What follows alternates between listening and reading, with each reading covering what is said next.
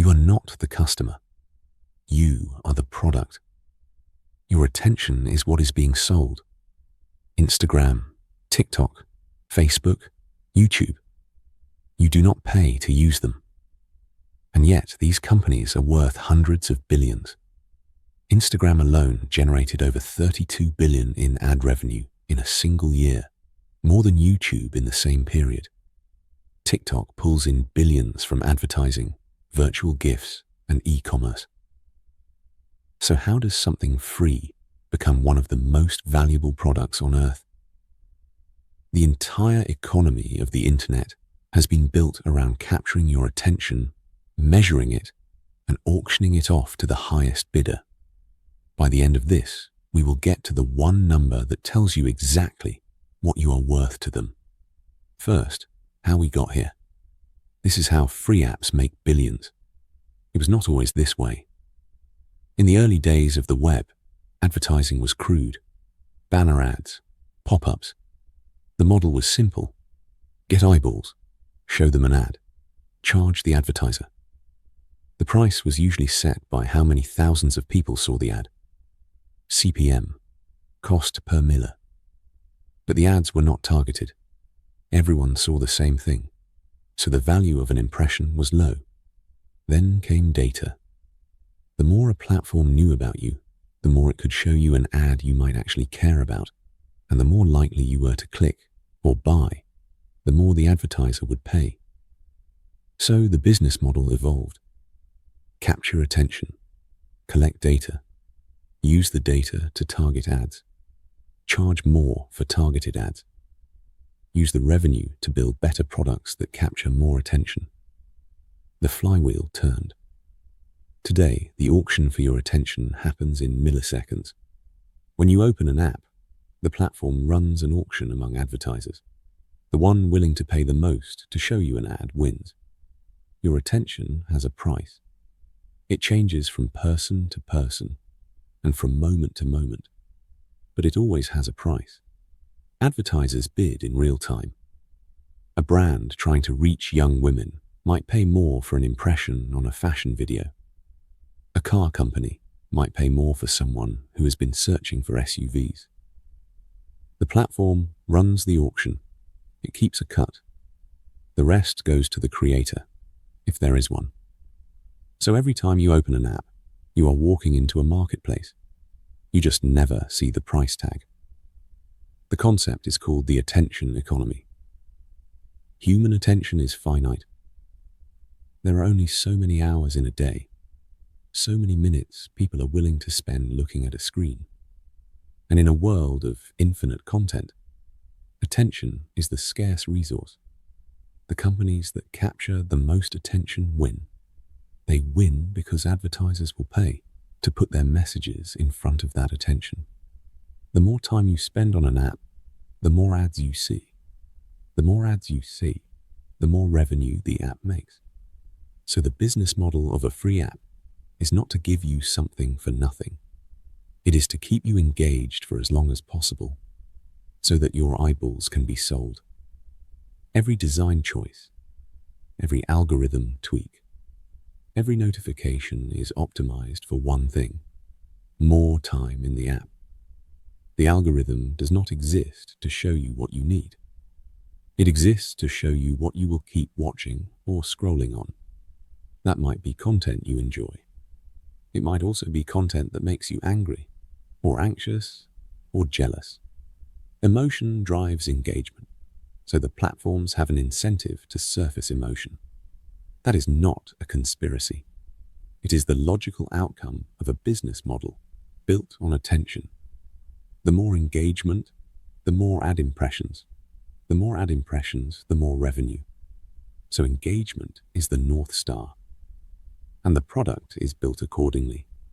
That is why feeds are infinite. Why videos autoplay. Why there is always one more post, one more video, one more story. The product is engineered to be bottomless. You never reach the end, so you keep scrolling. And while you scroll, you are shown ads. The ads are targeted. They are targeted because the app knows a lot about you.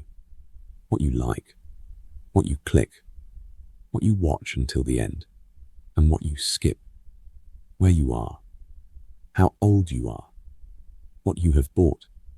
This data is collected from your behavior on the app, and often from other sources too. It is used to build a profile, and that profile is used to show you ads that you are more likely to respond to. Advertisers pay a premium for that. They would rather pay more to reach someone who might actually buy than pay less to reach someone who will not. So the more data the app has, the better it can target. The better it can target, the more it can charge. And the more you use the app, the more data you generate. The cycle feeds itself. Instagram has been reported to share a large share of user data with third parties. Advertising is estimated to account for the vast majority of its revenue. The same is true for Facebook, for TikTok, for YouTube in its ad-supported form. These are not tech companies that happen to run ads. They are ad companies that run tech. The tech is the delivery mechanism. The ads are the business. So that is the ad model. But it is not the only way free apps make money. There is also the freemium model. The app is free to download and use up to a point. But if you want more features, or no ads, or extra capacity, you pay. Spotify has a free tier with ads and a paid tier without. YouTube has YouTube Premium. Dating apps let you use the basics for free, but charge for visibility and extra features. Mobile games are the extreme example. Many of the highest grossing games in the world are free to play. Candy Crush, Clash of Clans, Genshin Impact. You can play for free forever, but the games are designed to create friction. Wait times, limited lives, hard levels, and then they offer a way to speed things up or get ahead. For a price. A small percentage of users spend a lot of money. Whales, they are called. In some free-to-play games, a tiny fraction of players account for the majority of revenue. Someone might spend $10,000 on in-game currency or upgrades. That one user funds the game for hundreds of others who never pay. So the free users are not just there to see ads. They are there to create a community and a competitive environment that makes the paying users want to pay more. The whales need someone to play against. They need a leaderboard. They need the game to feel alive.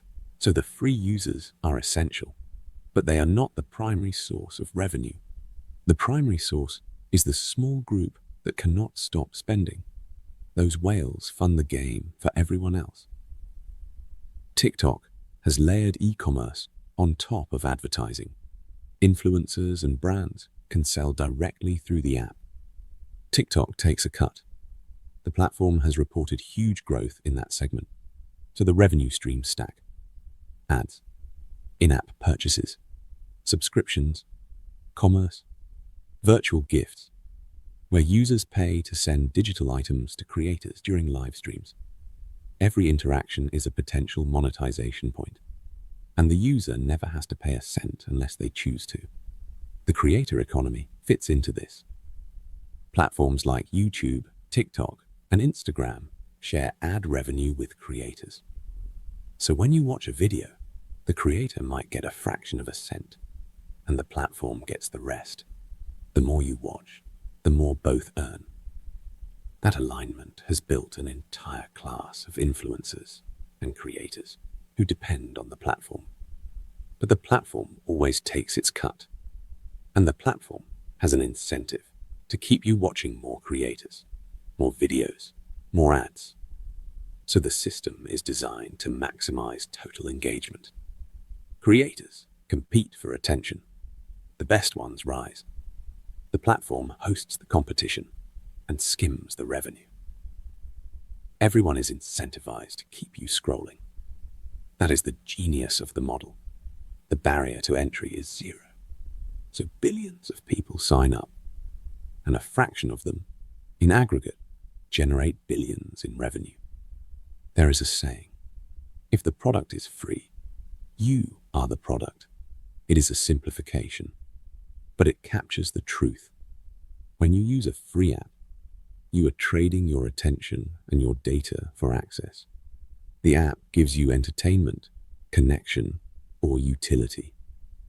You give the app the ability to sell your attention to advertisers and to learn from your behavior. For most people, that trade is acceptable. They would rather have free Instagram than pay $10 a month and have no ads. So the model persists, and it has made a handful of companies among the most valuable in the world. The implications are worth noting. Free apps have an incentive to maximize engagement, even when that might not be good for you. They have an incentive to collect as much data as possible. They have an incentive to keep you coming back. So we get addictive design. We get dark patterns. We get algorithms that surface outrage and controversy because those drive engagement. We get platforms that have been accused of harming mental health, especially among young users. And we get an industry that has made $11 billion in ad revenue from users under 18 in the United States alone in 1 year. The attention economy does not distinguish between adults and children. It just measures attention, and it sells it. So how much is all of that attention worth? The scale of the numbers is hard to grasp. Billions of people use at least one of these apps. The average user spends hours per day on their phone, and a large chunk of that is inside free apps. So the total attention captured is enormous, and the total revenue is too. Mobile advertising is a multi-hundred billion dollar market. A significant share of it flows to a handful of platforms. So when we say free apps make billions, we are not exaggerating. We are understating. They make hundreds of billions, and they do it without charging most users a cent. The minority who pay for subscriptions or in-app purchases add to the total. But the engine is advertising. Your attention packaged and sold over and over every time you open the app. How much is one user worth? It varies by platform and by region. In the United States, the average revenue per user for a company like Meta might be in the range of $40 or $50 per year. That does not sound like much until you multiply it by billions of users. And that number is the average. Some users are worth far more. Advertisers pay a premium to reach users who are likely to buy. So a user who clicks on ads, who has high income, who is in a demographic that advertisers want, might be worth hundreds of dollars per year in ad revenue. The platform does not charge that user anything, but it monetizes them anyway. That is the number. $40 or $50 per year for the average American user, and far more for the users. Advertisers want most. That is the attention economy in one number. You are worth something, and the platform is built to extract that value. Short-form video has intensified the model. Reels on Instagram, TikTok-style formats everywhere. What? Because short videos are easy to watch in sequence, one after another, and between them, or overlaid on them, go the ads. The format is designed for maximum time spent and maximum ad load. So the shift to short form is not just a cultural trend, it is an optimization. The platforms have found a format that keeps you watching, and the longer you watch, the more they make. The model will evolve. More immersive formats, more integration of commerce and content, more ways to monetize attention that we have not yet seen. But the core will remain. As long as the product is free, someone is paying for it, and that someone is usually an advertiser, and the advertiser is paying for you. So the question is not whether free apps will keep making billions. It is how many billions, and from how many minutes of your life. The platforms are in a race to capture more of your day. Every notification, every recommendation, every feature is designed to pull you back in. And every time you go back, you are worth a little more. Because you have given them more data, more engagement, more proof that you are the kind of user advertisers want to reach. That is the loop, and it is not going to break. Why do not more apps charge a subscription and skip the ads? Some do, but the math is harsh.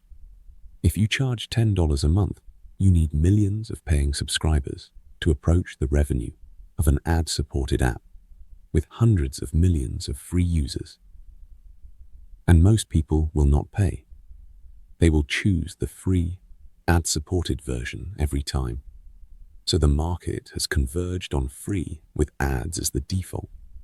The apps that are subscription only tend to be niche, productivity tools, professional software. They serve users who have a clear need and are willing to pay. The apps that serve everyone, that want to be ubiquitous, that want to be the place where humanity spends its screen time, those are ad-supported. Because that is the only way to get to scale and to turn scale into money. The trade we make is rarely explicit. No one signs a form that says, "I agree to have my attention sold to advertisers." We just tap accept on the terms of service and start scrolling. So the transaction is invisible, but it is real. Every minute you spend in a free app is a minute that could have been sold to an advertiser. The platform measures those minutes. It packages them. It sells them. And it keeps you coming back for more. So the next time you open a free app, remember, you are not getting something for nothing. You are participating in a transaction. You are giving your attention and your data. In return, you get a service that has been carefully engineered to keep you giving more. That is how free apps make billions. None of this requires a villain. The people building these products are not trying to harm anyone. They are trying to build something people use. The harm, when it happens, is often a side effect. More engagement means more revenue. So you optimize for engagement. You do not set out to make people anxious. You set out to make them stay. The two can align in ways that are hard to defend. So the critique is not that the model is run by bad people. It is that the incentives point in a direction that can be bad for users. Regulators have started to notice. Privacy rules.